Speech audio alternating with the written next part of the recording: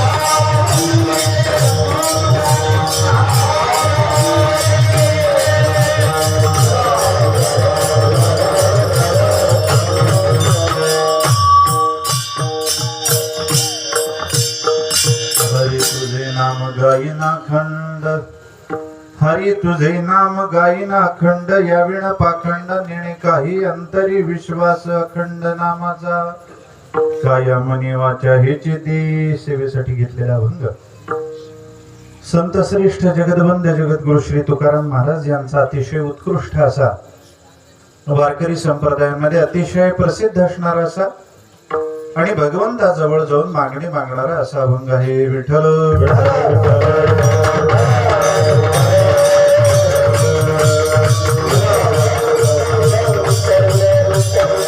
अभंगातून जगद्गुरु तुकाराम महाराजांनी देवाजवळ जाऊन मागणी मागितली. झालं काय, जगद्गुरु तुकाराम महाराज पंढरपूरला गेले. पंढरपूरला महाराज गेल्यानंतर तिथं जो विधी केला पाहिजे एखाद्या वारकऱ्याने तो सगळा विधी महाराजांनी केला. अनेक मंडळी पंढरपूरला आजकाल येतात आणि त्यात काही प्रकार मला दिसले. काही मंडळी आपल्या घरची वारी म्हणून येत असतात. ती वारीला येत असताना घरच्यांकडून त्या वारीच्या संबंधानं सगळं ज्ञान घेऊन येत असतात. वारीला आल्यानंतर तिथे काय केलं पाहिजे काय नाही केलं पाहिजे हे सगळं माहीत करून येत असतात. काही मंडळी येतात पण येताना कशी येतात त्यांना काहीच माहित नसतं. फक्त घरच्यांची वारी चालू आहे आणि मग ती वारी आपल्याला केली पाहिजे लोकांनी सांगितलं लोक लाजे खातर वारीला येणारी मंडळी. आणि काही मंडळी तर नुसतंच घरची वारी नसते लोक लाजे खातर येत नाहीत, यावं वाटलं म्हणून गर्दी बघायला म्हणून येतात. काही मंडळी अशी असतात ज्यांच्याकडे पिढ्याने पिढ्याची वारी असते.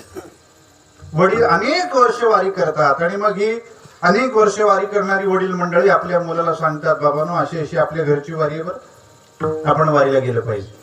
मग आता नुसतं गेलं पाहिजे असं सांगत नाही, ते सोबत घेऊन येतात. त्यांना एका दोन वारीला सोबत घेऊन येतात आणि सोबत आल्यानंतर ज्यावेळी त्याला वारी म्हणजे काय हे नीट कळतं, वारीला गेल्यानंतर काय केलं पाहिजे हे नीट कळतं, मग त्याच्यानंतर त्याच्यावरती वारी सोपवतात. बाबा आता याच्या पुढे वारी तू करायची.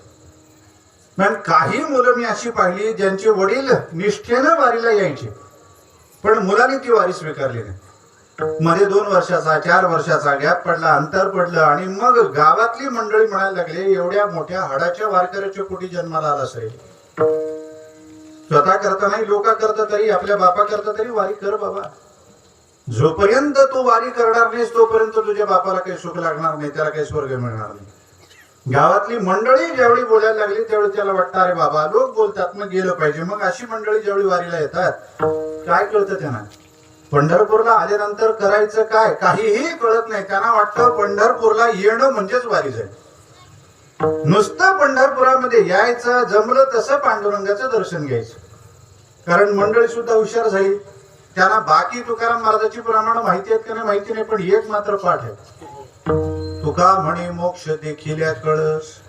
एवढंच कळतं बस. आता दर्शनाला गर्दी बघायची, मुखदर्शनाची गर्दी लांब आहे, स्पर्श दर्शनाची गर्दी लांब आहे, एवढ्या गर्दीत जाणं होत नाही. मग काय करा, कळसाचं दर्शन घ्या घरी जा. यांना काय कळतं वारी म्हणजे काय? वारी म्हणजे काय आहे तर वारी म्हणजे चंद्रभागेचं स्नान, वारी म्हणजे पुंडलीकरासारख्या संतांचं दर्शन, वारी म्हणजे भगवंताच्या कथेचं श्रवण, वारी म्हणजे भगवंताच्या नगरीची प्रदक्षिणा, वारी म्हणजे तिथं वास करणं, वास्तव्य करणं, आणि वारी म्हणजे एवढं सगळं झाल्यानंतर भगवंताचं दर्शन घेणं. विठ्ठल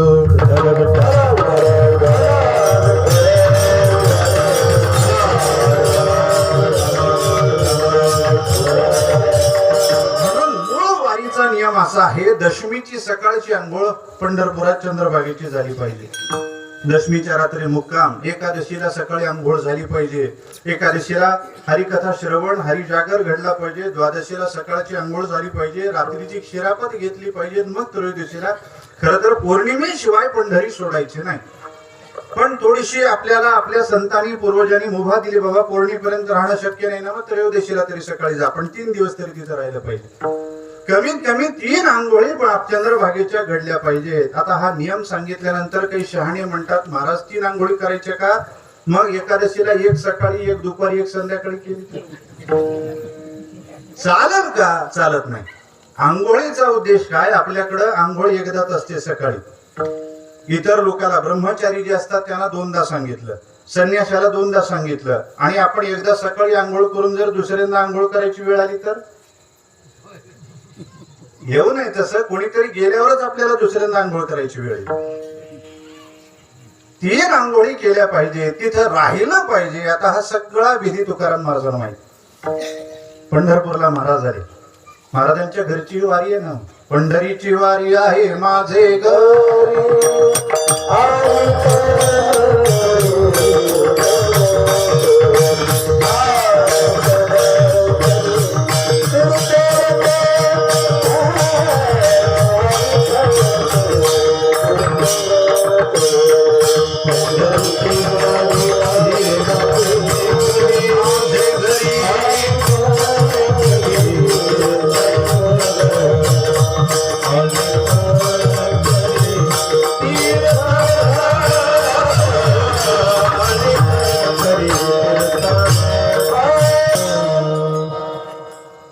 जमेल तेवढ्या सांप्रदायिक चाली म्हणा, ज्याच्यामुळं चिंतन सोडून दुसरीकडेच मन जाईल.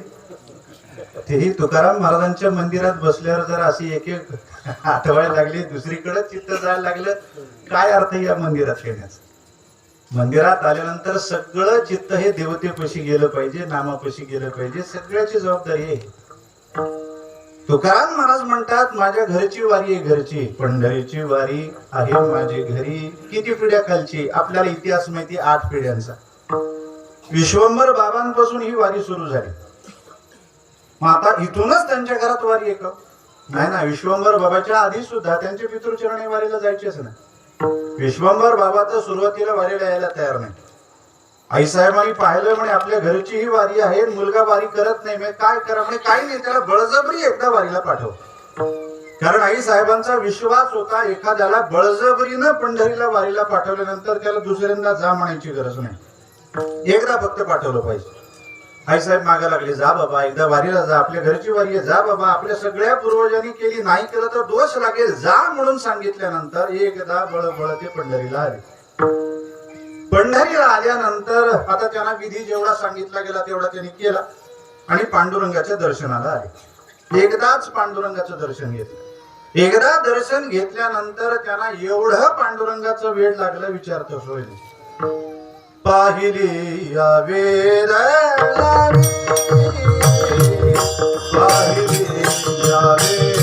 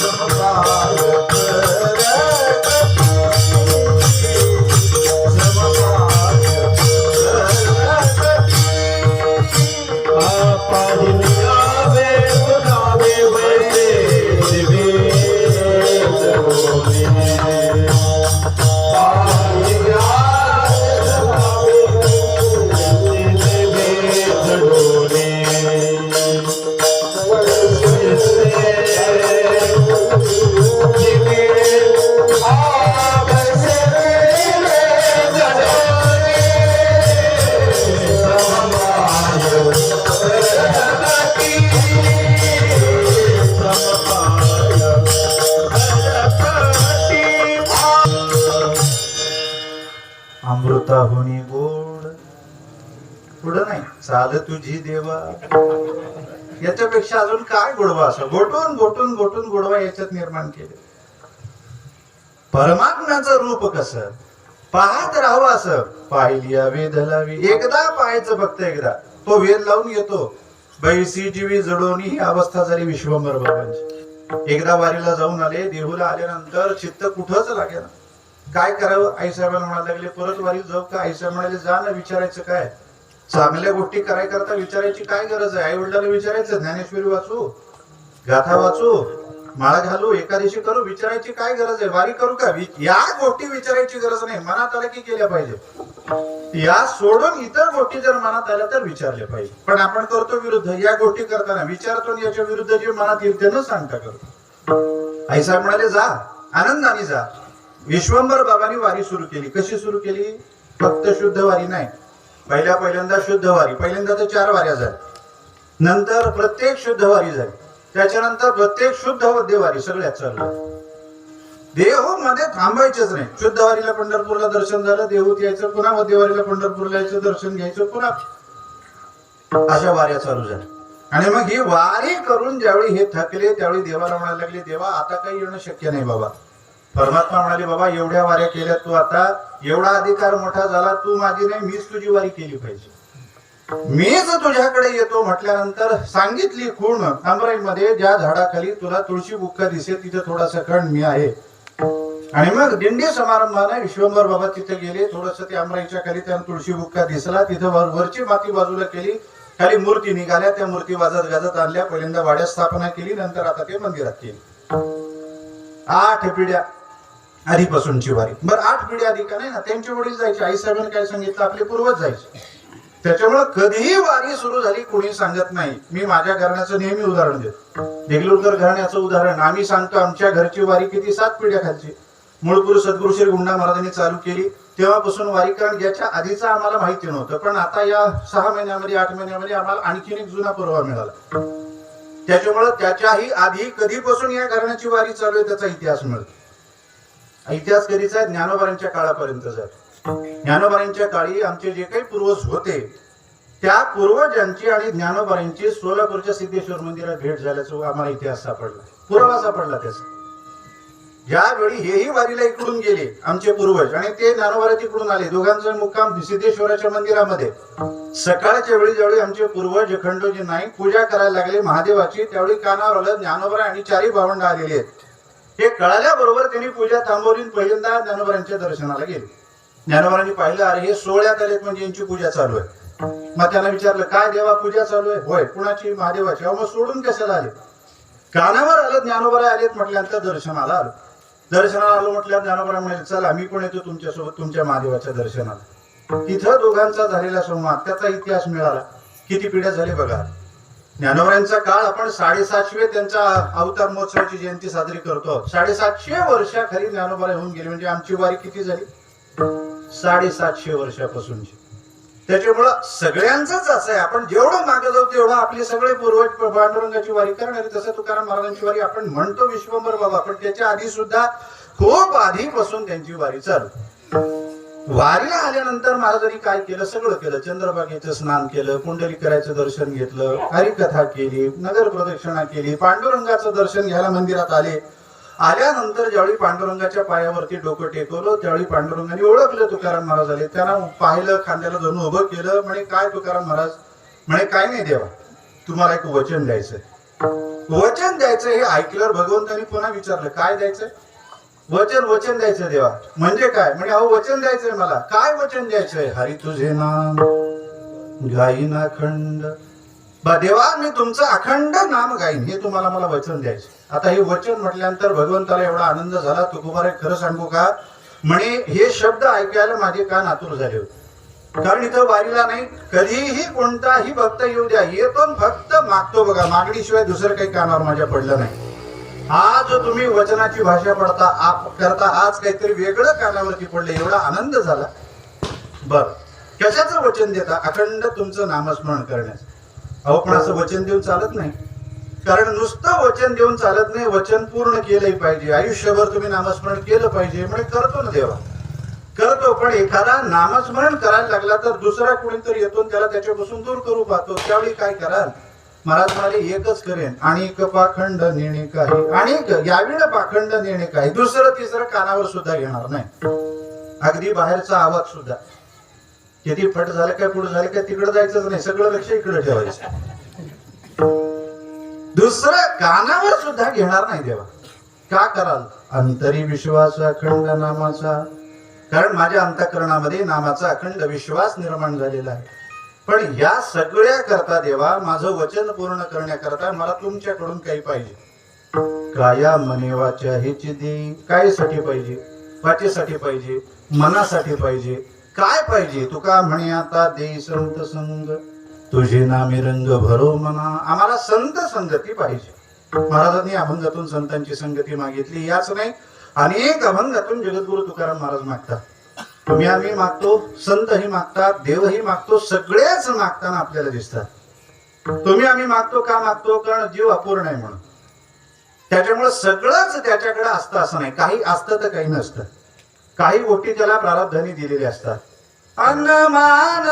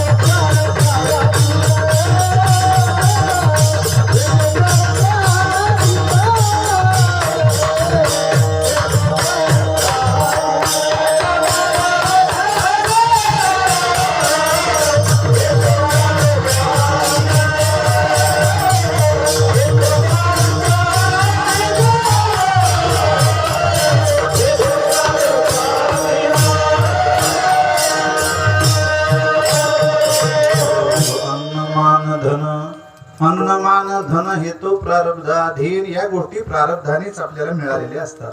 आपल्याला मिळालेलं अन्न प्रारब्धानुसार, आपल्याला मिळालेला मान प्रारब्धानुसार, आपल्याला मिळालेलं धन, सगळं अन्न मान धन आपल्याला रोज सारखं अन्न मिळत नाही का? प्रारब्ध तसं आहे. कधी भरपूर अन्न समोर येतं तर कधी अजिबात येत नाही का? ज्या दिवशी अन्न भरपूर समोर आलं समजावं आजच्या दिवसाचं आपलं प्रारब्ध अन्न देणार आहे. ज्या दिवशी अन्न समोरच येत नाही त्या दिवशी समजावं आजच्या दिवसाचं प्रारब्ध प्रतिकूल आहे. अन्न मिळणार नव्हतं, आजच्या दिवसात अन्नच मिळालं. मिळणारा मान सुद्धा कसा आहे? प्रारब्धाधीन. आपल्याला अनेक वेळेला वाटतं एखाद्या ठिकाणी आपल्याला खूप मान मिळेल, सत्कार होईल, नाव लौकिक होईल, पण तिथं नाव सुद्धा घेतलं जात नाही. उलट काही वेळेला तर अपमानही होतो. आणि काही वेळेला असं होतं या ठिकाणी कोण आपल्याला विचारतं बाबा, ओळख सुद्धा कोणी नेणार नाही असं वाटतं. तिथं आपला खूप मोठा मान होतो. झालं काय? एक गाव होतं. त्या गावामध्ये असंच आपल्यासारखा जसा भव दिव्य सप्ताह चालू आहे तसा सप्ताह उभारला. आणि तो सप्ताह म्हणजे शताब्दी होती. या शताब्दीसाठी आधी संयोजकांनी काय केलं होतं, गावातल्या एकाला सांगितलं बाबा तुम्ही तुमचा पूर्ण वर्षभराचा वेळ सप्त्यासाठी द्यायचा. सप्त्याचं जे काम म्हटलं ते काम पहिल्यांदा करायचं, हातातलं सगळं घरचं काम सोडून द्यायचं. त्यांनी एक वर्षभर घराकडे लक्ष दिलं नाही, शेताकडं नाही, आपल्या उद्योगाकडं नाही, बायको मुलाकडं नाही, आई वडिलाकडं नाही, कुठेही लक्ष न देता त्या ह्याचं काम केलं. सप्ताह उभारायला आनंदी आनंद, भरपूर गर्दी. आणि मग 7 दिवस झाले. जागराचं कीर्तन झालं. आता त्याला लक्षात आलं उद्या सकाळी आपला दिवस आहे. उद्या आपण एवढं केलं त्याची पोच पावती आपल्याला मिळणार. काय होणार? काल्याचं कीर्तन होणार. काल्याचं कीर्तन झाल्यानंतर आभार प्रदर्शन, ऋणनिर्देश. आणि त्या ऋणनिर्देशामध्ये सगळ्यात पहिलं नाव आपलं घेतलं जाईल. आपल्याला एखादी शाल, एखादी टोपी, एखादा हार घातला जाईल, नारळ दिला जाईल. खूप मोठा मान आपल्याला सगळ्या एवढ्या मोठ्या समाजासमोर मिळेल अशी अपेक्षा होती. आणि म्हणून बिचारे 9 वाजता अगदी नवीन कपडे वगैरे घालून आले. 9ला कीर्तन सुरू झालं. 11 म्हणता 11:30 12 झाले. 12च्या नंतर समारंभाला सुरुवात झाली. ऋणनिर्देश. मग आता आभार प्रदर्शन करत असताना ज्यांनी ज्यांनी मदत केली, कोणत्या कोणत्या रूपाने केली त्याचे सगळं उच्चारण करणं झालं, सांगणं झालं. आणि मग ऋणनिर्देश ज्यावेळी सुरू झाला त्यावेळी एकेकाची नावं, ज्यांची नावं घेतली त्यांनी यावं, त्यांचा सत्कार इथं होतोय असं जाहीर झाल्यावर यांना वाटलं आता पहिलं नाव माझं येईल. वाट बघायला लागले. पहिलं नाव आलं दुसऱ्याच. म्हणजे जाऊ द्या, पहिले नाही दुसरं बघायला गेले तिसऱ्याच, तिसरं नाही, चौथं नाही, पाचवं नाही, 50 नावं घेतली, त्या बाबाचं नावच नाही. उलट त्या 50 नावामध्ये गावातल्या अशा लोकांची नावं होती ज्यांनी सप्ताहाला काडीची मदत केली नाही. त्यांनाही बोलून त्यांचा सत्कार केला. का बरं बाबा, तुम्ही मदत केली नाही याच्याबद्दल नाही, पण मध्ये काही पाय तर घातला नाही, फळा तर काही घातला नाही, मोडता तर घातला नाही, म्हणून त्यांचा सत्कार केला. पण सगळं झाल्यावर आता याच्या लक्षात आलं आता आपलं काय नाव येणार नाही. नाराज होऊन बिचारा निघून गेला. गर्दीतून वाट कडत घरी गेला. बायको बसली होती, ते नाही पाहिला, अरे इथं आपला नवरा उभा होता, आता नाही. लागलं मनाला, एवढ्या लोकांसमोर नाव घेतलं जाईल वाटलं. वर्षभराचा काळ गेला, मनाला लागणार नाही का सांगा. म्हणजे झालाच. मग आता काय, ती बिचारी निघाली गर्दीतून घरी आली. आता बघते तर काय, आपल्या खोलीचं दार लावले, दार वाजवलं, आतून आवाज आला, कोण आहे? अहो मी आहे, दार काढा ना. दार काढा म्हटल्यावर तो म्हणायला लागला, नाही बाई आता मला 3-4 तास एकटं राहू दे. ती बाई ओळखून म्हणायला लागली, जाऊ द्या. मनाला लागलं का, खूप तुमचं नाव घेतलं नाही, तुमचा सत्कार झाला नाही, जाऊ द्या, कशाला एवढं मनाला लावून घेता. ते म्हणाले, तो म्हणाला, अगं बाई मनाला लावून घेऊ नको तर काय, एवढा सप्ताह करता केलं मी, वर्षभर माझ्या मुलाकडे पाहिलं नाही, तुझ्याकडे पाहिलं नाही, आई वडिलाकडे पाहिलं नाही, शेताकडे पाहिलं नाही, उद्योगाकडे पाहिलं नाही, केवळ सप्ताह सप्ताह सप्ताह म्हणून फिरत राहिलो, त्याचं फळ मला हे मिळालं. एवढा केलं त्याचं फळ हे का? त्यावेळी ती बाई म्हणायला लागली, अहो जाऊ द्या, तुम्ही काय या गावकऱ्यासाठी केलं का? तुम्ही केलं कोणासाठी? पांडुरंगासाठी. गावकऱ्याने दखल घेतली, पांडुरंग घेईल ना, तुम्ही कशाला काळजी करता? नका काळजी करू, दार उघडा. ते नाही बाई, मला आता काही बोलू नको, माझ्या मनाला सगळं लागलंय, मी 3-4 तास तरी मला एकटं राहू दे. ती म्हणाली, एक काम करा, तुम्हाला एक पर्याय सांगते. काय? 4 कपडे घ्या, बॅगेत भरा, सरळ आपल्या अमक्या गावच्या सोयऱ्याकडे जाऊन राहा. एक 3-4 दिवस 8 दिवस जेवढं राहायचंय राहा, एकदा मन तुमचं मोकळं झालं मग परत या. त्याला ती कल्पना आवडली. त्याने बॅग भरली, लगेच दार काढलं, बाहेर आला, सगळ्यांचा निरोप घेतला, त्या पाहुण्याच्या गावी निघून गेला. गावी पोचता पोचता संध्याकाळ झाली. ते पाहुणे बसले होते. तिने एकदम पाहिलं, अरे आपले हे पाहुणे आले बाबा, अरे या या या, कसं काय? म्हणे, अहो आजच तुमचा सप्ताह संपला, आज कसे काय? एवढा मोठा भव्य दिवस सप्ताह केला, तुमचा फार मोठा सहभाग होता, आम्हाला कळालं. असं तर होय हो म्हणे, झालं सगळं. आता 8 दिवस काहीतरी विरंगळा म्हणून आलो इथं. म्हणे राहू काय तर, 4 दिवस राहू, 6 दिवस राहू, 8 दिवस. ते म्हणाले 8 नाही 15 दिवस राहा, काही काळजी नाही, राहा बाबा. मग आता दोघांचं बोलणं सुरू झालं. संध्याकाळी दोघांनी जेवण केलं. हात धुत असताना एकदम कानावरती टाळाचा आवाज आला. त्याने विचारलं, का गावात टाळ वाजतात? म्हणे भजन बिजन जागर नाही म्हणे, आमक्या एका वारकऱ्याची पुण्यतिथी आहे, महाराजाचं कीर्तन आहे. कीर्तन म्हटलं, ते म्हणले चला जाऊ कीर्तनाला. चांगली गोष्ट, इथं बसून राहण्यापेक्षा गावात कीर्तन, आपण तगडे बसून बसरायचे, त्यापेक्षा कीर्तनाला जाऊ चला.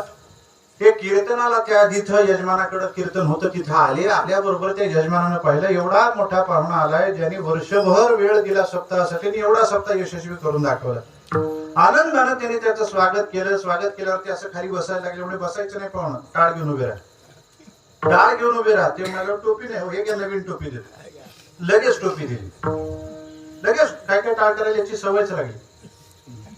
टाळ वाजवता येतो म्हणल्यावर आपला आपण यायचं, टाळ घ्यायचं न भरायचं. त्याला कशाला? देवाची सेवा आहे, संतांची सद्गुरूची सेवा, ही काय त्या संयोजकाची सेवा आहे का?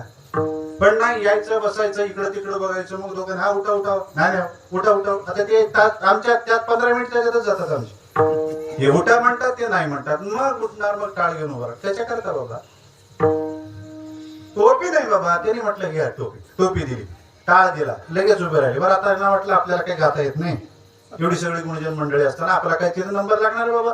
पण त्या यजमानाने सांगितलं, पहिली चाल पाहुणे गातील. पहिली चाल त्या पाहुण्याला मिळाली.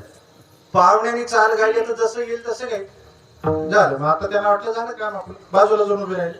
पुन्हा मधून मधून प्रमाण उचला पाहुणे, उचला पाहुणे. आता पाहुण्याला एवढा आनंद झाला, म्हणजे कधीच एवढा मान आपल्याला मिळाला नाही. झालं आता आपलं काम, कीर्तन झालं, म्हणजे आरती झाल्यावर आता टाळ ठेवा, निघा वगैरेकडे. नुसतं टाळ ठेवू दिला नाही, त्यांना जाहीर केलं, एवढे मोठे पाहुणे आपल्याकडे या कार्यक्रमाला आले, तेवढं आपलं भाग्य आहे. म्हणजे पहिला महाराजांचं पूजन झाल्यावर पहिला सत्कार त्यांचा. सत्कार त्यांना केला. काय केला? शाल घातली, हार घातला, नारळ दिलं. एवढं होतं का?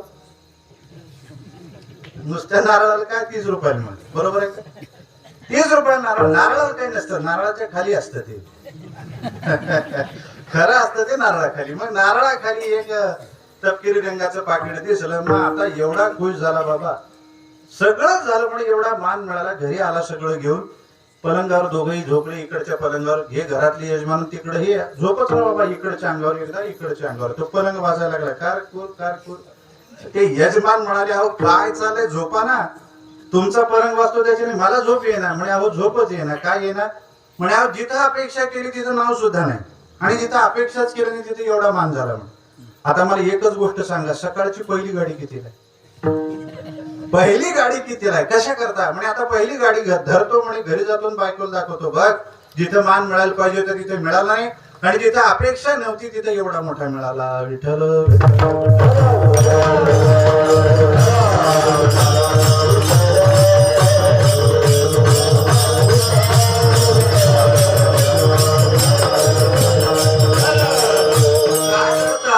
याला कारण प्रारब्ध आहे. आपल्या जीवनात पावलो पावली अशा गोष्टी घडत असतात. त्यावेळी आपण काय समजायचं, आपलं प्रारब्ध आहे. संतांनी आपल्याला याचा उत्तर देऊन टाकलं, सोडून दिलं आपल्याला सगळं गणित. आणि आपल्याला मिळणारं धन प्रारब्धा अधीन असतं. पण काही गोष्टी प्रारब्धानं दिलेल्या असतात, काही दिलेल्या नसतात. मग त्या मिळवायच्या असतील तर काय केलं पाहिजे? जीव एकच करतो, जातो आणि मग मागे नका जीव अपूर्ण आहे. त्याच्यामुळं नवल वाटायचं कारण नाही. मी तर म्हणतो जीव नाही, देव जरी पूर्ण असणारा देव जरी मागत असला तरी मला काही वाटणार नाही. का बरं? कारण तो त्याचा स्वभाव आहे ना. एवढा जगदानी, एवढा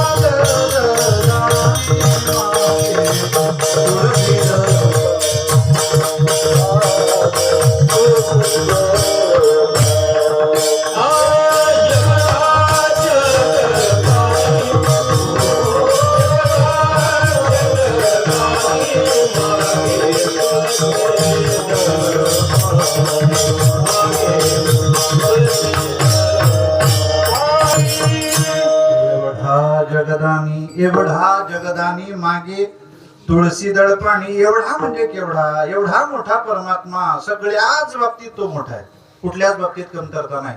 मग जगदानी आहे. जगदानी कुणाला म्हणतात? जगातलं काहीही देण्याचं सामर्थ्य ज्याच्यात आहे तो. आपण अनेक दानशूर ऐकली असतील, अनेक दानशूरांची यादी आपल्याकडे असेल, पण सगळ्याच दानशूराला सगळंच देणं एखाद्या वेळेस तरी जमलं नाही. का बरं? कारण जे द्यायचंय ते पहिल्यांदा आपल्या मालकीचं असावं लागतं. ते मिळवावं कसं, ते द्यावं कसं, सगळा नियम आपल्याला धर्मग्रंथाने सांगितला. मग पहिल्यांदा ते मिळवलं पाहिजे, मिळालेलं मग देता येतं. अनेक गोष्टी मिळाल्याच नाही तर देता येतील कुठून? अनेक दाते असतात असे, दानशूर म्हणून प्रसिद्ध आहेत, पण प्रत्येक वेळा 100पैकी एकदा तरी एखाद्या वेळेला काय म्हणा त्यांना नाही म्हणायची वेळ येते. का? सगळं त्यांच्या मालकीचं नाही म्हणून. पण परमात्मा असा आहे, सगळंच त्याच्या मालकीचं असल्यामुळं त्याला कधीही कुणी काही मागा तो कधीच नाही म्हणत नाही. बर, नुसतं नाही म्हणत नाही. त्या परमात्म्याचं वर्णन असं केलं संतांनी, एखाद्या वेळी एखाद्याने जाऊन जगातलं काही मागितलं देव देतो, नवल नाही. एखाद्याने जाऊन देवाला जगच मागव, देवा मला सगळं जग देऊन टाका. हरी रिजे सब जग देत, हरिजन हरी दे, कबीरजी म्हणतात. एखाद्या वेळी जर परमात्मा प्रसन्न झाला आणि भक्ताने जाऊन जर त्याला मागितलं, तेव्हा सगळं जग देऊन टाक, परमात्मा सगळं जग देऊन टाक, म्हणून त्याला जगदानी म्हटलं. पण मागे तुळशीदळ पाणी मागतो ना, कुणाकडे जाऊन मागितलं, कुणाकडे जाऊन नाही मागितलं. दुर्वास पातला धर्मा छळा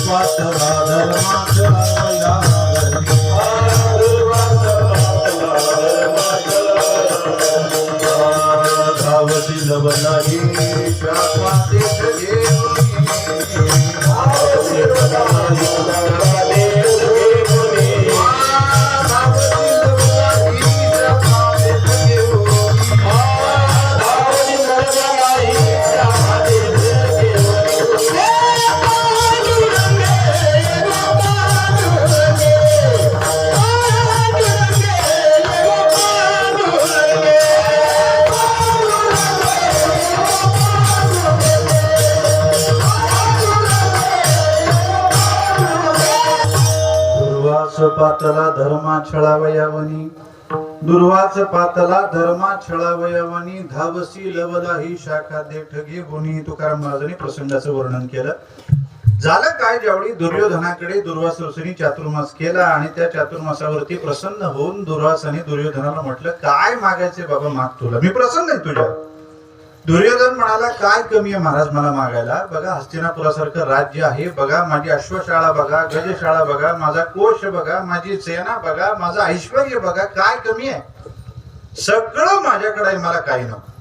तरी म्हणे बाबा तुला काही मागायचं असेल तर माग. म्हणे मागायचं असेल तर माग म्हणता म्हणून मागतो. म्हणे मला असं वाटायला लागलं आम्हा 100 भावाकडून आपली सेवा घडली, सेवा झाली, आम्हा 100 भावाला सेवा झाली, पण आमचे जे 5 भाऊ आहेत त्यांना काही ती सेवा लाभली नाही. एकच इच्छा आहे म्हणे आज संध्याकाळी सूर्यास्तानंतर त्यांच्याकडे जाऊन एकदा फक्त त्यांच्या दारात उष्ट टाकावं, दुसरं काही म्हणायचं नाही.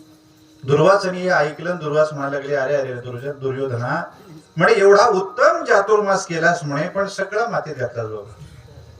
कारण कपट बुद्धीनं केलेली सेवा ही कधीच फलद्रूप होत नाही. शुद्ध बुद्धीने सेवा करावी लागते. मग त्याचं प्रमाण किती असू द्या, अल्प असू द्या नाही तर महत् प्रमाणात असू द्या. एखाद्याने अगदी अल्प सेवा केली शुद्ध बुद्धीनं केली त्याचं फल त्याला जास्ती मिळतं, पण एखाद्याने खूप मोठी सेवा केली मागे जरा कपट बुद्धी असेल, अशुद्ध बुद्धी असेल, फळ मिळत नाही. नाही होत बाबा, चुकलं तुझं, आता जाऊ दे, पण मी तुझं अन्न खाल्लंय, तुझी इच्छा मला पूर्ण केली पाहिजे. पण तुला सांगतो काय म्हणे तुझ्या मनामध्ये असं आहे म्हणे मी सूर्यास्तानंतर जावं, अन्न मागावं, त्यांना ते देता येऊ नये, मी त्यांना शाप द्यावा आणि तुझा तिथंच काम होऊन जावं. याला सुंठे वाचून खोकला जाणं म्हणतात. सुंठच घ्यायचे नाही पण खोकला तर घ्या. तसं होणार नाही बाबा, होणार नाही. दुर्वास आल्यानंतर सगळ्या शिष्य मंडळीला घेऊन आल्यानंतर एकदम धर्मराजांनी पाहिलं दुर्वास आले. आपल्याकडे 10,000 म्हणून सांगतात शिष्य, उत्तरेत 90,000 शिष्य सांगतात. 10,000 शिष्य घेऊन आले आणि मग त्यांनी पाहिलं अरे दुर्वास आलेत. म्हटलं या स्वागत झालं, काय सेवा करू म्हणे, आम्ही जाऊन संध्या करून येतो, तोपर्यंत आम्हाला जेवायला वाडा तयार करा. बस आता धर्मराज म्हणाले मला काय अडचण आहे, ते सूर्याने दिलेली थाळी आहे, ती थाळी काढल्या 10,000 नाही 10 लाख जरी आले तरी काही चिंता नाही. झालं, ते गेले जलाशय विषयावरती संधीसाठी म्हणून. हे धर्मराज आले, द्रौपदीला म्हणायला लागले अहो ती थाळी काढा. कशासाठी म्हणे एवढे अतिथी आपल्याला मिळाले, दुर्वासारखा महान आपल्याला ऋषी मिळालेले आहे अतिथी म्हणून, चला त्यांना अन्न द्यायचं आहे. ती द्रौपदी म्हणायला लागली आता काय उपयोग आहे हो, काय झालं म्हणे बघा एक तर सूर्यास्त झाला, 2 नियम महाभारताने सांगितले. एक सूर्यास्त झाल्यानंतर त्याच्यातून अन्न निघायचं नाही, किंवा द्रौपदीनं जर त्याच्यातून अन्न खाल्लं तर अन्न निघायचं नाही. म्हणे आज तर मी अन्नही खाल्लं आणि सूर्यास्तही झाला, त्याच्यामुळे निघणंच शक्य नाही. आता काय करायचं बाई म्हणे काय करणार, पडता जड भारी दासी आठवावा हरी. एकच त्या द्रौपदीला माहितीये संकट आलं देवाला बोलवायचं. जा म्हणे मी काहीतरी व्यवस्था करते. धर्मराज बाहेर आले, भगवंताचं स्मरण केलं, भगवान धावत पळत आले, रथातून उडी घेतली, सरळ झोपडीत गेले. म्हणायला लागले बाई तुला कळतं का ग, तुला काही वेळ काळ आहे का, केव्हाही मला बोलवते धावा करते. म्हणे बाई अगं जेवायला बसलो होतो, तोंडात एक घास गेला नाही, तुझा धावा ऐकला, घास टाकून पळत आलो. म्हणे आता पहिले जेवायला वाढ. जेवायला वाढ म्हणल्यावर भगवान ते द्रौपदी म्हणायला लागले देवा तुम्हाला जेवायला नाही जेव घालायला बोलवलंय, 10,000 जणाला जेव घालायचंय. भगवान म्हणजे 10,000 नाही 10 लाखाला जेव घालतो ग, पहिले मला काहीतरी दे ना, मला काहीतरी दे. ती म्हणाली तीच तर अडचण आहे देव, तुम्हालाही देता येत नाही, त्या 10,000 जणाला देतात नाही. म्हणजे काय झालं, ती थाळी आहे ना, म्हणजे ती थाळी आता काही कामाची नाही ना देवा. सूर्यास्त झाल्यावरती त्याच्यातून अन्न निघत नाही. भगवान म्हणाले बरं जाऊ दे, सगळं नाही थोडं तरी काहीतरी, अगे एखादं भाजीचं पान, एखादं शीत भाताचं असेल. म्हणे काही नाही देवा मी स्वच्छ धुवून ठेवली थाळी. भगवान म्हणाले आण बरं बघू. बघायचं काय देवा, एकच भांड म्हणे ते स्वच्छ मी माझ्या हाताने धुतलं, इथे काय भांडे धुवायला बाई नाही काही नाही. अगं माहिती मला माझी बहीण किती कामाची आहे, आणि इकडे बघू दे. भगवान बोलले आणि मग ते द्रौपदीकडून ते पात्र घेतलं आणि मग भगवंताने आतून पाहिलं तर स्वच्छ काही नाही. माग पाहिल्यावर एक भाजीचा अगदी लहानसा पानाचा तुकडा भगवंताने दाखवला, हे बघ इथे पान आहे. काय म्हणते मी स्वच्छ धुतली. द्रौपदी म्हणायला लागली हे पान माझं नाही. देव म्हणाले मग मी घरून आलो काय, मला जर घरून आणायचं असलं तर ताटच भरून आणलं असतं, एवढं भाजीचं पान कशाला आणलं असतं. द्रौपदी म्हणाली देवा हे नाटक माझ्या समोर करायचं नाही, मला तुकाराम महाराजांनी आधीच सांगितलंय 10 लवला ही शाखा, हे पान तुम्ही आणलंय माझं नाही. अगं मी आणलंच नाही, मला काय गरज आहे, बरं आणायचं असलं तर भाजीचं कशाला आणेल, सोन्याचं आणेल ना. हे काय भगवंतानी किती युक्तिवाद मांडला. द्रौपदी म्हणाली मी ते मान्य करणार नाहीस. का करणार नाही, तू सिद्ध करून दाखव, हे तुझं नाही माझं पान आहे. द्रौपदी म्हणाली एका मिनिटात. म्हणे देवा ते पान कोणत्या भाजीचं आहे. म्हणे मेथीचं. आता आपण उदाहरणाकरता गरीब धरू, कुठलं होतं ते पाहायला तुम्ही नव्हतात मी नव्हतो, त्याच्यामुळे मेथीचं पान धरू. पण हे मेथीचं पान आहे. पण द्रौपदी म्हणायला लागली देवा जेवायला पालकाची भाजी होती ना, भाजी पालकाची पान मेथीचं कसं गणित जुळेल. नाही देवा हे पान तुम्ही आणलेलं आहे. विठ्ठल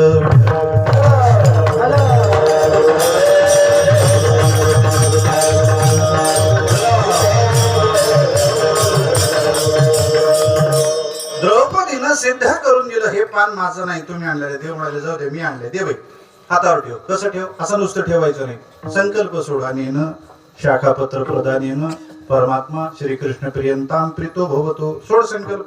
संकल्प सोडला भगवंताने, ते अर्ध एवढं चतकोर पान असेल, तोंडात टाकलं. तोंडात गेल्या गेल्या संकल्पच असा होता, या भाजीच्या पानानं विश्वाचा आत्मा असणारा परमात्मा श्रीकृष्ण परमात्मा तृप्त होवो, संतुष्ट होवो. झालं. देव संतुष्ट झाले. देवाने तृप्तीचा ढेकर दिला. आता भगवान म्हणाले बोलवा, किती जणांना बोलवायचे? धर्मराजाला सांगितलं जा सगळ्यांना बोलून आणा. तर धर्मराज म्हणाले कुणाला पाठवायचं? इकडे तिकडे बघितलं, भीमदादा बसलेले. भीमदादाला सांगितलं जा बरं घेऊन या, घेऊन या. आता भीमदादा म्हणाले अरे काय करावं बाबा, यांना आता जातो म्हणून सगळ्याची मोडी बांधूनच घेऊन येतो. आता भीमदादा ते आडवेच. धर्मराज म्हणायला लागले अरे तसं करू नको बाबा, ब्राह्मण आहे, आदराने घेऊन ये. भीमदादा म्हणाले ठीक आहे, आदराने मोडी बांधतो. कुठूनही मोडीच बांधायची, रागाने बांधली काय लोभाने प्रेमानं बांधली. तसं करू नको बाबा, जा विचार विनंती कर, घेऊन ये. मग भीमदादा आले. बघायला लागले, सगळे लोळायला लागले गडबडा जमिनीवर. अहो काय झालं? चला ना पंगत थोडमली तिथं. म्हणे नाही बाबा आज नाही, उद्या येत, उद्या येत. तुकाराम महाराजांनी आपल्याला हे सगळं सांगितलं. एकच प्रश्न आपल्याला विचारला, काय देवा घरी न मिळे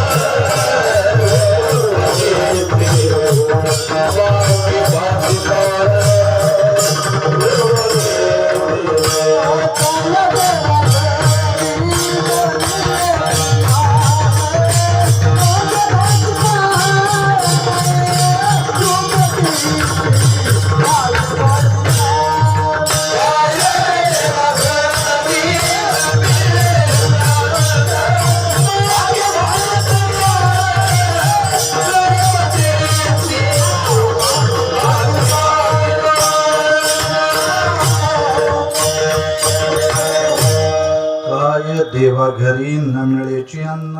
तुकाराम महाराज म्हणतात काय देवाला घरी अन्न मिळत नाही? अन्न मिळत नाही का आपल्याला विचारलं. का म्हणतात तुकाराम महाराज असं? हे म्हणण्यामागं तुकाराम महाराजांचं हेतू आहे. तुकाराम महाराज म्हणतात बाबांनो, एखाद्या वेळी तुम्हा आम्हाला घरी अन्न मिळणार नाही. कधी मिळणार नाही? ज्यावेळी घरच्याशी भांडण झालं त्या दिवशी. कडाडून बायकोशी भांडण झालं, बायको जर ठरवलं आज चूल पेटवायचीच नाही, मिळेल का घरात अन्न? बाहेर जावं लागेल का नाही? आता रोजच बाहेर जाता तुम्ही, ते वेगळी गोष्ट आहे. जाऊ नये तसं. कारण आपल्या कमीत कमी वारकरी संप्रदायाशी संबंधित असणाऱ्या वारकरी संप्रदायात आलेल्यांनी बाहेरच अन्न खायचं नाही. जेवढं होईल तेवढं सात्विक अन्न खाल्लं पाहिजे. कारण ते अन्न खाणं आहार शुद्ध सत्व शुद्धी. आहार शुद्ध असेल तर सत्वशुद्धी होते, आपल्यामध्ये सत्वगुणाचा प्रादुर्भाव होतो, सत्वगुण वृद्धीला लागतो. पण आहार शुद्ध नसेल तर किती माळ घालून वारे करून उपयोगाचं नाही. बाहेरचं खायचं नाही. पण आता त्या दिवशी एखाद्याचा नियम आहे बाहेरचं खायचं नाही, घरच्याशी भांडण झालं, मग चुलच पेटली नाही, मिळेल अन्न? आपल्याला मिळणार नाही. पण देवाला काय अडचण आहे? आपल्याला एक म्हणून भांडण झालं की मिळत नाही. देवाला किती? 16,108. तुकाराम महाराज म्हणतात काय देवा घरी न मिळे अन्न तुमच्या माझ्यासारखं आहे. एकीची भांडण झालं, दुसरी झालं, तिसरी. 16,108 ची काय एका दिवशी भांडण होणार आहे? कुठं ना कुठं तरी देवाला अन्न मिळतं. पण मागे भाजीपान द्रौपदीसी, द्रौपदीला जाऊन भाजीपान मागायची काय गरज देवाला? स्वभाव आहे म्हणा, सोडून द्या. देवाचा स्वभाव आहे, सगळं असून सुद्धा देव मागतो. नाहीतरी आपण अनेक वेळेला लीला ऐकतो. यशोदा माता अनेक वेळेला म्हणायचे काना अरे जाऊ नको. काय त्या गरीब गवळणीच्या घरी जाऊन तू लोणी चोरून खातो? काय अडले बाबा? ते काय लोणी चांगलं असतं का? त्या गायी चांगल्या आहेत का? आपल्या पद्मगंधेसारखी ती गाय आहे का? बरं तिचं भांड तरी चांगलं आहे का? काय असतं तिची हात तरी स्वच्छ असतात का? इथं आपलं एवढं सगळं आहे ना. किती पाहिजे लोणी तुला? कोणती खोली काढायची काढ, म्हणजे पाहिजे तेवढं लोणी घे. तरी देव काय करायचे? जाऊन लोणी खायचेच का नाही? स्वभाव लीला आहे, सोडून द्या. पूर्ण असूनही परमात्मा मागतो. स्वभाव म्हणा लीला म्हणा सोडून द्या. नवल वाटत नाही. पण वाईट किंवा नवल कधी वाटतं? ज्यावेळी संत महात्मे मागायला लागतात त्यावेळी. माझ्यासारख्या संत भक्तांच्या मनामध्ये नेहमी असा प्रश्न निर्माण होतो, का मागावं संतांनी? काय होतं मागितल्यानंतर मनुष्य कितीही मोठा असू द्या त्याचं मोठं पण लगेच नष्ट होत असतं. विठ्ठल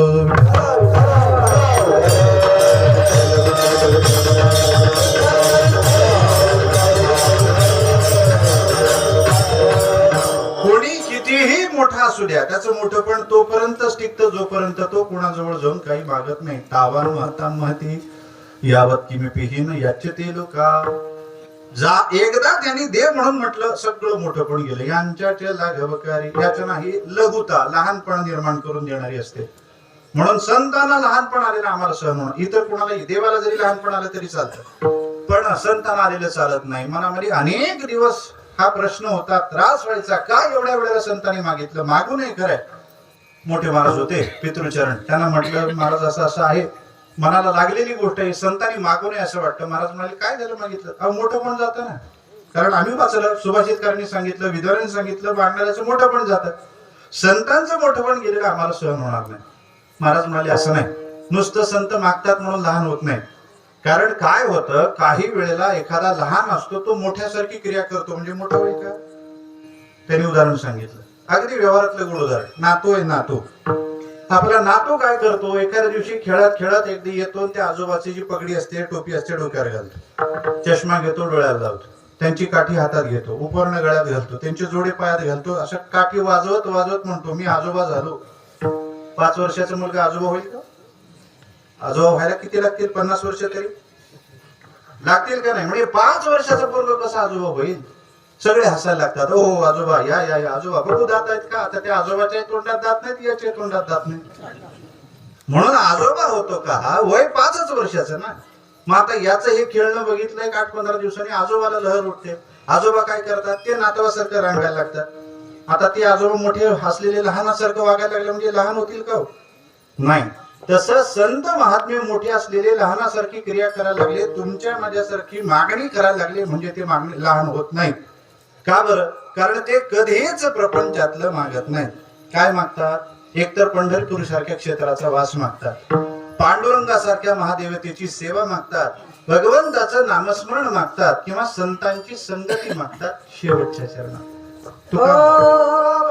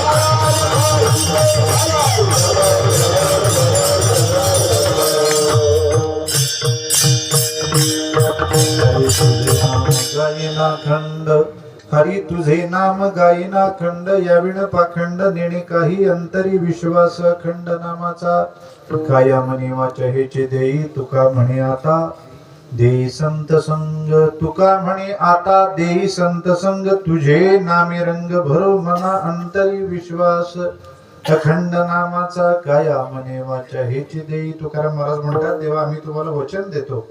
कशाचं वचन? अखंड तुमचं नामस्मरण करण्याचं. पण हे वचन पूर्ण करण्याकरता आम्हाला तुमच्याकडून काही अपेक्षित आहे.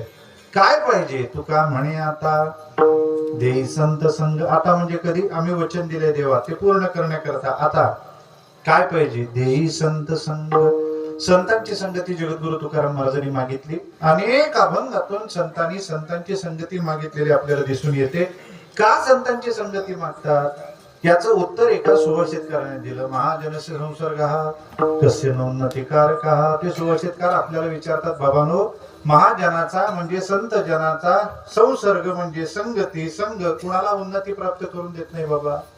ही संगती कुणालाही घडू द्या, सगळ्यांचा उद्धार होतो, सगळ्यांची उन्नती त्यांना प्राप्त झालेली दिसून येते. जडाला झाली संगती, जडाचा उद्धार आहे, उन्नती आहे. मनुष्य तर जीवाला झाली, पशुला झाली, त्याची उन्नती आहे. नाही तुमच्या माझ्यासारख्या मनुष्य नावाच्या प्राण्याला झाली, त्याची सुद्धा उन्नती आहेच का नाही? आपल्याला सगळ्यांकरता उदाहरण पाहायचं असेल तर एक ज्ञानोबांचे चरित्र पहा. ज्ञानोबांची संगती झाली कुणाला? जडाला. कोणत्या जडाला? त्या भिंतीला. आपल्या सगळ्यांना माहिती आहे ज्यावेळी चांगदेवाला ज्ञानोबांचा मोठेपणा सहन होत नव्हता, ते म्हणायला लागले अरे आजकाल आपल्या समोर जन्माला आलेलं पोरगं त्याचा एवढा गवगावा, एवढा मोठा म्हणून त्याला मी पत्र लिहितो. पत्र लिहायला म्हणून चांगदेवानी काय केलं? हातामध्ये ते भुरुज पत्र घेतलं त्या काळचं आणि त्याच्यावरती आता सुरुवात करायची. पत्र लिहित असताना ज्यांना पत्र लिहायचंय त्यांना उद्देशून काही सुरुवात करत असताना संबोधन वापरली जायची, काही आशीर्वाद दिला जायचा. पण आता ज्ञानोबांच्या संबंधाने लिहावं काय? समजा मोठ्यानं आपण पत्र लिहितो आहोत, ते मोठे असतील तर त्यांच्या नावापुढे ती लिहिलं जायचे. ती म्हणजे तीर्थरूप, तीर्थस्वरूप. आणि मग त्यांचं नाव घालायचं पुढे साष्टांग नमस्कार सान. लहान असतील तर ची लिहायचं, ची म्हणजे चिरंजीव, त्याचं नाव घालायचं पुढे शुभ आशीर्वाद. असं करून पत्र सुरुवात करायची. मग आता जे लिहायचं ते पत्रात लिहायचं. पण आता ज्ञानोबा आहे ना, ती लिहावं का ची लिहावं हेच कळना चांगदेवा. ती लिहावं तर वयाने लहान आणि ची लिहावं चिरंजीव लिहाय तर ज्ञानानं मोठे. आता काय लिहावं बाबा? पहिलं अक्षरच त्याच्यावर काही लिहिताय ना, काहीच सुचना. चांगदेव म्हणाले जाऊ दे बाबा, ते घेऊन जा असंच कोरपत्र द्या त्याला समजायचं ते समजेल. 2 शिष्य घेऊन निघाले. हे सगळे भाऊ बसलेले होते. येऊन त्यांच्या हातात निवृत्तीनाथांच्या हातात पत्र दिले. म्हणजे कोण आहेत बाबा? चांगदेवाकडून आलो त्यांचे शिष्य. काय पत्र दिले त्याने? निवृत्तीनाथाने ते पत्र घेतलं, पाहिलं तर काय सगळं कोर, मागून पुढून पाहिलं कोरच आहे बाबा. ज्ञाना म्हणजे मला काही कळत नाही रे, तू बघ. ज्ञानेश्वर महाराजांच्या हातात दिलं. ज्ञानोबांनी मागून पुढून पाहिलं कोड. आता हे दोघही ज्यावेळी त्यांच्या चेहऱ्यावरची मुद्रा सोपानदेवानी पाहिली, म्हणजे दोघालाही कळत नाही म्हणजे मला काय कळणार आहे. तरी पण ते म्हणाले बघू दादा काय. त्यांनी हातात घेतलं, मागं पुढं तिघाचे एकसारखे. अरे लिहिलंच नाही काय तर कळेल कसं? मग आता काय करा? त्या मुक्ताबाईनं बघितलं आपले तिघे भाऊ एवढे कधीच गोंधळलेले दिसले नाही. आहे काय बाबा पत्रात? त्या बघावं म्हणून मुक्ताबाईने हातात घेतलं तर कोर. आता हे तिघं बोलले नाहीत, पण ही बोलल्याशिवाय राहील बरं बाई. हे मुक्ताबाई म्हणायला लागली अरे दादा म्हणजे हे 1400 वर्ष जगला पण अजून कोराच आहे की? कोरा तो कोराच आहे. ज्ञानोबा म्हणाले मुक्ते बरं झालं कोरा आहे. कोरा असलेल्याचा वापर करता येईल बाई, त्याच्यावर काहीतरी लिहिता येईल. पण त्यांना आधीच काही चुकीचं लिहिलं असलं तर ते खोडून हे करायला किती ताप. म्हणून मी नेहमी माझ्या श्रोत्यांना सांगत असतो, अगदी आपल्या घरातला लहान मुलगा असू द्या, नातू असू द्या, कोणतंही मूल असू द्या, त्याला आपल्याला लिहायला शिकवायचंय. अगदी श्री गणेशा काढायला शिकवायचंय. मराठीतला तो कसा काढायचा हे त्याला आपण शिकवलं पाहिजे. योग्य शिकवतो आपण, नाही असं नाही, पण बहुतेक मंडळी चुकीचं शिकवतात. त्या लहान मुलाला म्हणता हे बघ बाळा काढायचं ना, अर्धी खोबऱ्याची वाटी काढ, त्याला दुसरी खोबऱ्याची वाटी जोड, ते असा तयार होतो. मग त्याच्यामध्ये एक अशी आडवी दांडी काढ, त्याला उभी दांडी दे, वर एक दांडी दे, झाला आता हा अच आहे का नाही? तुम्ही असंच काढता का? बरोबर आहे का चूक आहे? बरोबर आहे. पण मी सांगतो हा बरोबर असला तरी पूर्ण बरोबर नाही. आपण मराठी अक्षर नीट पहा. मराठी अक्षरामध्ये जो आहे त्याच्यात 2 अर्धगोल आहेत, पण वरचा अर्धगोल लहान आणि खालचा मोठा असतो. आणि मध्ये जे दांडी असते ती दोघांच्या मध्ये नसते पोटात. खालचा जो मोठा अर्धगोल असतो त्याला लावलेली असते. आणि मग अलीकडे एक उभी दांडी, त्याच्यावर रेख. दोन्ही मी तुमच्या डोळ्यासमोर आणले. कोणता सुंदर दिसतो तुम्ही सांगा? कोणता योग्य वाटतो दुसरा, पण आपण शिकवतो पहिला. आता एकदा त्या मुलाला तसं शिकवलं, कितीही त्याला नीट शिकवायला योग्य शिकवायला जा, त्याच्या डोक्यातून ते जात नाही. म्हणून मी नेहमी सांगतो उदाहरण, ज्यावेळी महाराजांनी वीणा दिली मला, सांगितलं आपल्या संस्थांचे 2 मुख्य नियम आहेत. देगलूर पंढरपूर वारी, तिथे गेल्यावर पांडुरंगासमोर रोज चक्री भजन करा. वारीला मी निघालो, पहिल्या दिवस गावातून फिरून बाहेर पडायला 4 तास लागतात आम्हाला. पहिला मुक्काम झाला, दुसऱ्या दिवशी सकाळी आम्ही निघालो. गावकऱ्यांनी अगदी आनंदाने आम्हाला पाठवणी बोलवण केली म्हणा, पाठवलं म्हणा, सोडून आले ते. आणि मग आमची मालिका सुरू झाली, अभंग सुरू झाला. गरुडाचे पायी ठेवी वेळो वेळा डोई. आता हा अभंग म्हणजे वारकरी, मला तर वाटतं वारकरी संप्रदायाचा प्राणच आहे. गरुडाचे पायी, गरुडाचे पायी, गरुडाचे पायी, गरुडाचे पायी, गरुडाचे पायी, गरुडाचे पायी, गरुडाचे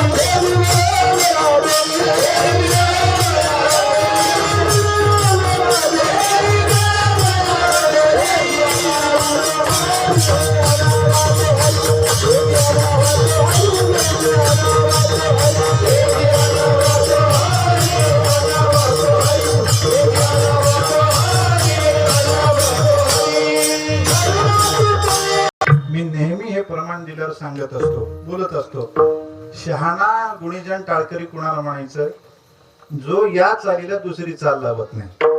आता मला थोडस बदलून म्हणावं वाटतं, ज्याला अशी लावता येते त्यांनी लावावं, नाही तर लावू नये. नाहीतर होतं काय, गोड चाल सोडायची, त्याला जोड अशी द्यायची का डोकं किट झालं पाहिजे, त्याच्या वर गोड अशी चाल आली पाहिजे, तर खरा आनंद. गरुडाचे पायी ठेवी वेळोवेळा डोई, वेगी आणावा तो हरी मजदिना ते उद्धरी. शब्द वेगी, पण पहिल्यांदा त्या आमच्या टाळकऱ्यांनी, आता आमचे टाळकरी म्हणजे असेच आपल्यासारखे तेलंगणातले, कर्नाटकातले, त्याने वेगीच्या ऐवजी लावला योगी. योगी आणावा तो हरी. अरे म्हणले घोटाळा झाला कडे, त्या काळी योगी कुठे, आता योगी. आता ही योगी काही मला अर्थच जुळेल. पहिल्या चरणाचा अर्थ लागला, गरुडाची पायी ठेवी वेळोवेळा डोई. मी गरुडाच्या पायावर वेळोवेळी डोकं ठेवतो, कशासाठी, वेगी आणावा तो हरी मजदिना ते उद्धरी. वेगानं त्या हरीला माझ्याकडे घेऊन यावं आणि माझ्या दिनाचा उद्धार करण्याकरता घेऊन यावं, हे जुळतं. पण पहिल्यांदा योगी शब्द घातला जुळला ना. आता तिथे प्रसादाला बसायचं, पहिले सोबदाराला सांगितलं माझी बॅग घेऊन ये बाबा. त्यांनी बॅग आणली, मालिका काढली, शब्द पाहिला, काय शब्द आहे मुळात, दिसला वेगी. हा म्हणलं आता आपलं काय करायला सांगायचं, चुकतंय बरं का तुमचं इथं, वेगी म्हणायचं, योगी नाही. दुसऱ्या दिवशी अभंग सुरू व्हायच्या आधी भजन थांबवलं, माईक हातात घेतलं, म्हटलं इथं आपण चुकतंय, वेगी आणावा तो हरी असे शब्द आहेत, योगी म्हणायचं नाही. सगळ्यांनी माना हलवल्या. पुन्हा अभंग सुरू झाला, योगी आणावा तो हरी, योगीच सुरू झाला. बरं म्हणलं जाऊ द्या, एवढे दिवसाचा एका दिवसात जाईल कसा, नाही. मग दुसऱ्या दिवशी झालं, तिसऱ्या दिवशी झालं, चौथ्या दिवशी, आम्हाला 19 दिवस लागतात. 19 दिवसापैकी पहिला दिवस सोडला, दुसऱ्या दिवशी ऐकलं, उरलेले 17 दिवस सांगत राहिलो, तरी सुद्धा तो योगीच वेगी झालाच नाही. अहो ते 17 सोडा, आज 22-25 वर्ष झालं, अजूनही योगीच आहे, बदललाच नाही. का बदलला नाही, कारण एकदा चुकीचं डोक्यात बसलं की ते निघत नाही. आता सुरुवातीला झालं का नाही, काया वाचा म्हणे, आता ही चूक नाही, ही रूढी आहे. पण तुकाराम महाराजांनी मुद्दामून काया मने वाचा असं केलं. का केलं, त्याचंही कारण संगती लावून सांगतो. चुकीचं असेल तर ते दुरुस्त करणं फार कठीण, डोक्यातून काढणं फार कठीण. मग ज्ञानोबा म्हणाली बरं झालं, आणि त्यांनी घेतलं लगेच, स्वस्ती श्री वटेशू लपोनी जगदा बस, लगेच सुरू झालं. 65 वेळेचं चांगदेव 65 लिहिली दिली. आता हे चांगदेवानी पाहिलं, त्यांना वाचलेलं कळना सुद्धा काय अर्थ आहे. ते म्हणायला लागले, काय या पोराने लिहिले कळना. म्हणजे आता या पोराकडे जायचं आणि त्याला विचारायचं याचा अर्थ तरी सांग, नाही तर माझा शिष्य हो. काय गंमत आहे बघा, ज्ञानोबांचं लिहिलेलं यांना कळना, हे म्हणायला लागले याचा अर्थ मला सांग, नाही तर तू माझा शिष्य हो. झालं, सगळं ऐश्वर घेऊन निघाले, वाघावर बसले, सापाचा चाबूक झाला. आणि मग ज्यावेळी तिथं ह्याच्या बाहेर आले आळंदीच्या, त्यावेळी या भावंडांना सांगण्यात आलं, चांगदेव आले, तुम्हाला योगीराज चांगदेव भेटायला आले. ते सगळे पडक्या भिंतीवर बसलेले. त्यांना सांगितलं योगीराज चांगदेव आले तुमच्या भेटीसाठी. म्हटल्या निवृत्तीनाथांनी मर्यादा सांगितली आपल्या संप्रदायाची. आपला संप्रदाय हा मर्यादा संप्रदाय आहे. म्हणे मर्यादा सांगितली, म्हणे ज्येष्ठ कुणी जर आपल्याला भेटायला येत असेल तर आपण बसून राहायचं नाही, त्यांच्या स्वागताकरता पुढे गेलं पाहिजे. हो म्हणे, मग ज्ञानोबा आपल्याला गेलं पाहिजे. ज्ञान सोपानदेव म्हणायला लागले, होय दादा, पण ते वाघावर बसून यायला लागले, आपण कशावर बसून जायचं. ज्ञानोबा म्हणाले, कशावर काय, ज्याच्यावर बसून तिलाच घेऊन जायचं. फडक्या भिंतीवर बसले होते. चालविली जड भिंती हरली चांगल्याची भ्रांती, मोक्ष मार्गीचा सांगाती ज्ञानोबा माझा. जड भिंत चालवली हे पाहिल्याबरोबर चांगदेव शरण आले. उपजताची ज्ञानी देवर्म जाणोनी आले लोटांगणी चांगदेव. लोटांगण घातलं चांगदेवानी. आणि तिथे आपल्याला हा प्रसंग घडलेला माहितीये, अनेक वेळेला आपण ऐकला असेल. मी काय नवीन सांगतोय असं नाही, पण मला एक गोष्ट सांगा, हा प्रसंग घडून गेल्यानंतर त्या भिंतीचं पुढं काय झालं? काय झालं त्या भिंतीचं? त्या भिंतीचं मंदिर झालं हो. आळंदीमध्ये आज ज्ञानोबांनी चालवलेल्या भिंतीचं मंदिर आहे. आणि आपल्यासारखी वारकरी मंडळी वारीला गेल्यावर ज्ञानोबांचं जसं समाधीचे दर्शन घेतात तसं त्या भिंतीचं घेतात. कुठल्या भिंतीचं मंदिर होतं? मंदिराने भिंत तयार होते. आपल्या मंदिराला तुकाराम महाराज, जगद्गुरु तुकाराम महाराज मंदिराला भिंती आहेत. आत मूर्ती जगद्गुरु तुकाराम महाराजांची, आतली देवता वेगळी. पण तिथे देवता कोण असेल तर ती भिंत आहे. कोणती भिंत? जी ज्ञानोबा यांनी चालवली ती भिंत. विठ्ठल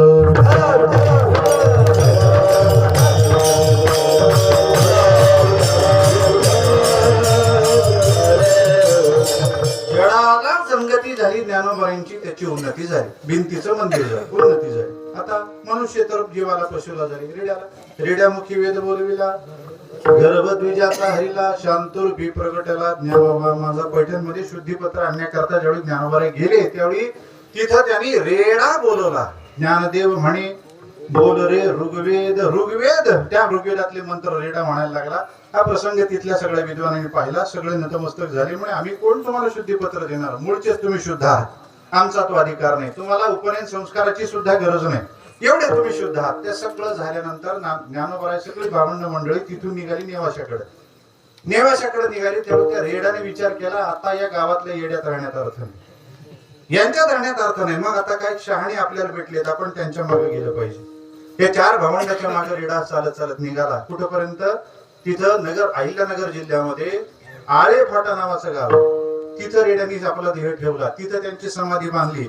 आज गंमत अशी आहे बघा, जशी आपण आळंदीची वारी करतो, पंढरीची करतो, देहूची करतो, त्र्यंबकेश्वराची करतो, पैठणची करतो, सगळ्या ठिकाणची वारी करतो, तसं तिथल्या परिसरातले वारकरी त्या रेड्याच्या समाधीची वारी करतात. त्यांना रेडा म्हणत नाही, रेडा महाराज म्हणतात. वारी करतात वारी. आता आपल्या गावात काय रेडे कमी का? 2 पायाचे नाही हो, 4 पायाचे कमी आहेत का? मग आपण कोणत्या रेड्याची समाधी बांधली? कधी वारी करतो आपण? कुठल्या रेड्याला महाराज म्हणतो आपण? नाही, एकच रेडा ज्याला ज्ञानोबांची संगती ज्याला प्राप्त झाली, स्पर्श झाला, तो मनुष्य तर जीवाचा पशुचा उद्धार झाला. आणि ती संगती आपल्याला मिळाली. अरे ज्ञानोबा त्या संगती सोडा, तुमच्या मनाची मार्गगती फक्त संतांच्या संगतीकडे करा. संतांचे संगती मनोमार्ग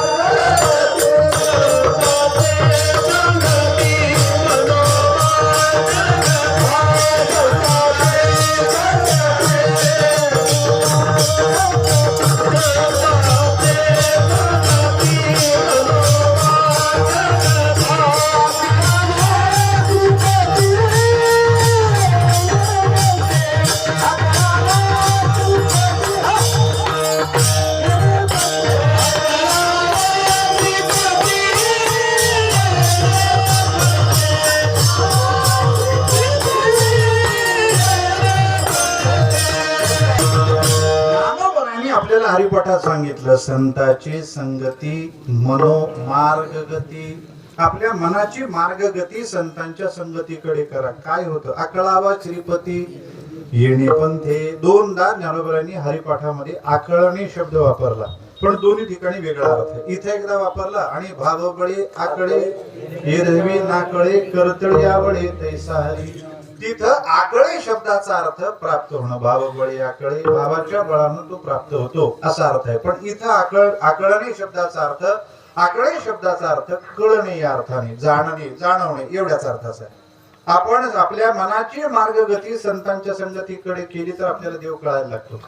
आणि मग प्रत्यक्ष ज्यावेळी आपण संतांची संगती करतो त्यावेळी जो कळालेला देव आहे तो आपल्याला सर्वत्र त्याचं दर्शन व्हायला लागतं. हरि दिसे जनी मनी आत्महत्या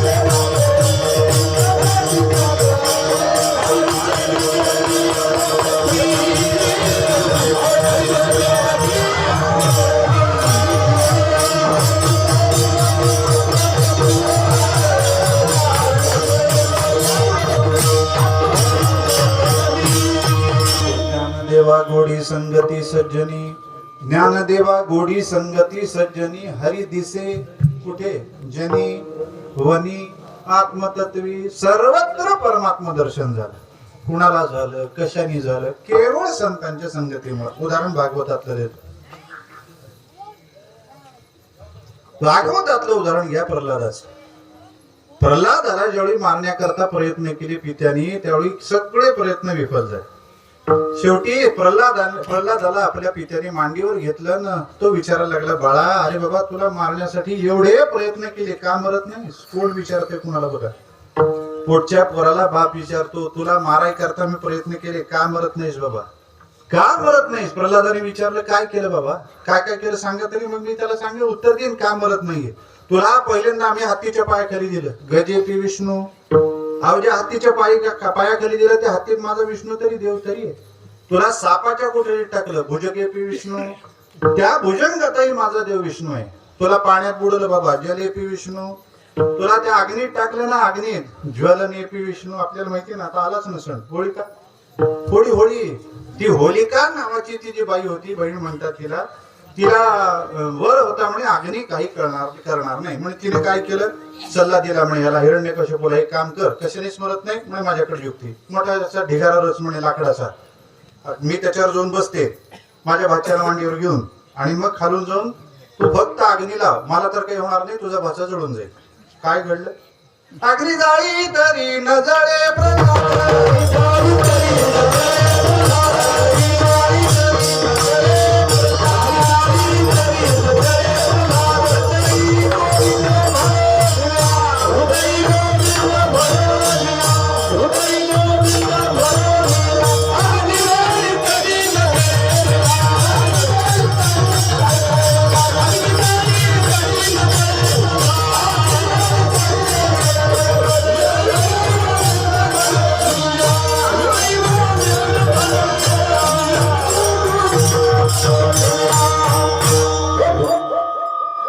प्रल्हाद, अग्नी जाळी तरी न जळे प्रल्हाद, अग्नी जाळी तरी न जळे प्रल्हाद, हृदयी गोविंद म्हणून या. हृदयात गोविंद असल्यामुळे, परमात्मा असल्यामुळे उलट तीच जळून गेली, पण प्रल्हादाला काही झालं नाही.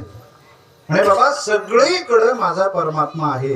एवढंच नाही, तुमच्यातही तोच आहे, माझ्यातही तोच आहे. आता हे ज्यावेळी हिरण्यकश्यपूने ऐकलं त्यावेळी राग आल्यानं म्हणायला लागला, सगळीकडे देव आहे? हो, म्हणजे खांबात आहे का?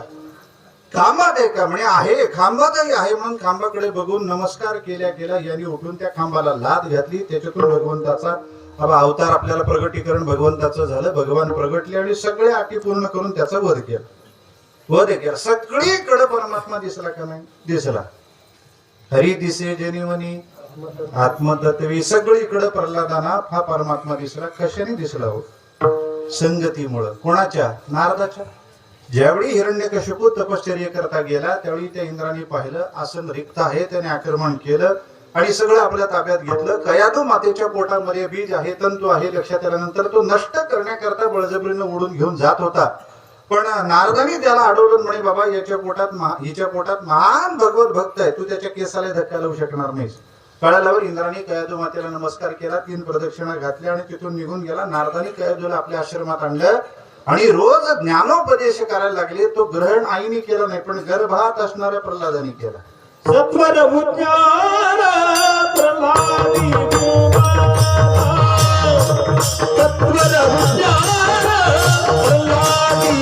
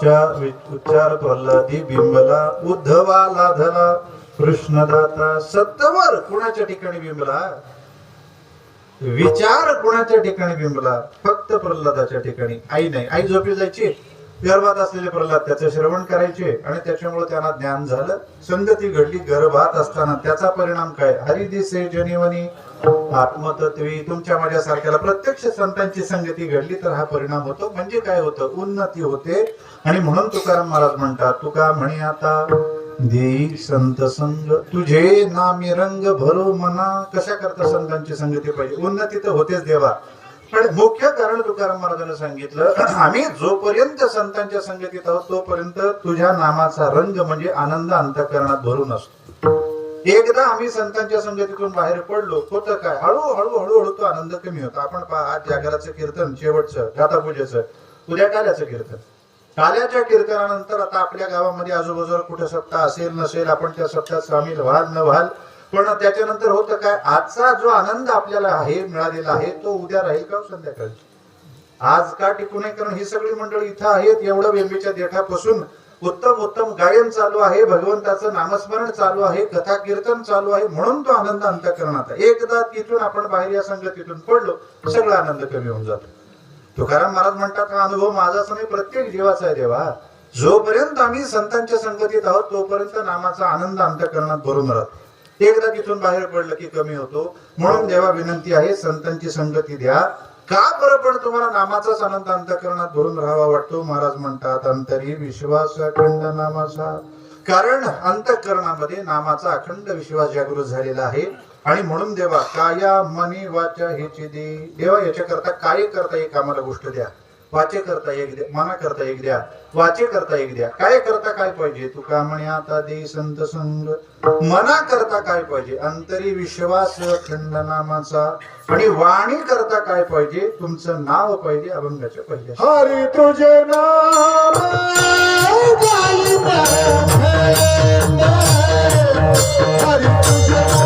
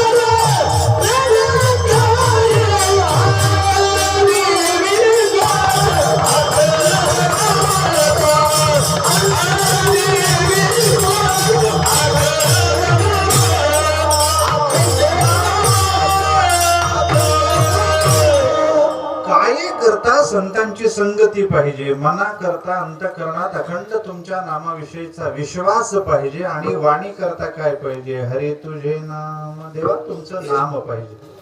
एवढं जर आम्हाला द्याल तर आम्ही तुम्हाला वचन देतो काय, गायीना खंड अखंड तुमचं नामस्मरण करू.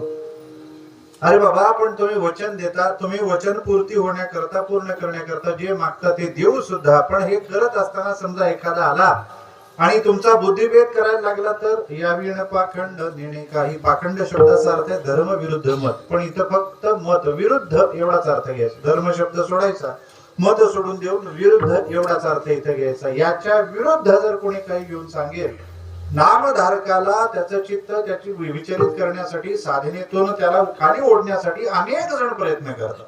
प्रापंचिक येतात, त्याला प्रपंचात ओढायला बघतात. इतर मार्गी साधक येतात, त्याला आपल्या मार्गात ओढायला बघतात. इतर धर्मी येतात, त्याला आपल्या धर्मात ओढायला बघतात. पण तुकाराम महाराज म्हणतात, कोणीही येऊ द्या, काहीही करू द्या, प्रापंचिक आले तरी मी त्यांचं ऐकणार नाही, इतर मार्गी साधक आले तरी त्यांचं ऐकणार नाही, परधर्मीय आले तरी मी त्यांचं ऐकणार नाही, कुणाचंही काही ऐकणार नाही, कानावर सुद्धा घेणार नाही. का कराल महाराज? हे त्याचं एकच कारण आहे, अंतरी विश्वास अखंड नामाचा. कारण देवा तुमच्या नामाविषयीचा अंतःकरणामध्ये अखंड विश्वास जागृत झालेला आहे. आणि म्हणून देवा एकच मागणं, काया मनी वाचा हेची दे. याच्याकरता आम्हाला कायेसाठी, मनासाठी, वाचेसाठी, वाणीसाठी हेच द्या देवा. तुम्ही जर आम्हाला आम्ही मागतो ते द्याल, आयुष्यभर तुमचं नामस्मरण आम्ही करत आमचं आयुष्य व्यतीत करू. हरी तुझे नाम गायीना खंड याविण पाखंड नेणे काही, अंतरी विश्वास अखंड नामाचा, काया मनी वाचा हेची दे. भगवंताजवळ जाऊन तुकाराम महाराजांनी मागणी केली. काय मागणी केली? त्यांना मागायची गरज आहे का? नाही, पण आपल्यासारख्या करता म्हणून महाराजांनी देवाजवळ जाऊन मागणी केली. कारण तुकाराम महाराजांना माहिती आहे, तुकाराम महाराज जे करतील तेच आपण सगळी मंडळी करू का नाही. येथ वडील जे जे करती तया नाव धर्म ठेविती, तेची एरानुष्ठिती सामान्य सखळ. जे मोठी मंडळी करतात तेच आपण करतो. तुकाराम महाराज देवाकडे गेली, आपणही देवाकडे जातो. तुकाराम महाराज देवाकडे जाऊन संतांची संगती मागायला लागले, आपणही तेच करू. आणि या अपेक्षेनं तुकाराम महाराजांनी आपल्याला मागून दाखवलं, बाबांनो देवाजवळ जाऊन काय करायचं, इतर काहीही मागायचं नाही. मागायचं असेल तर हेच मागायचं. तुका म्हणे आता देई संत संग, तुझे नामी रंग भरो मना. संतांची संगती मागायची, भगवंताचं नामस्मरण मागायचं, भगवंताची सेवा मागायची. कारण हे मागू तरच आपलं जीवन कृतार्थ होणार आहे.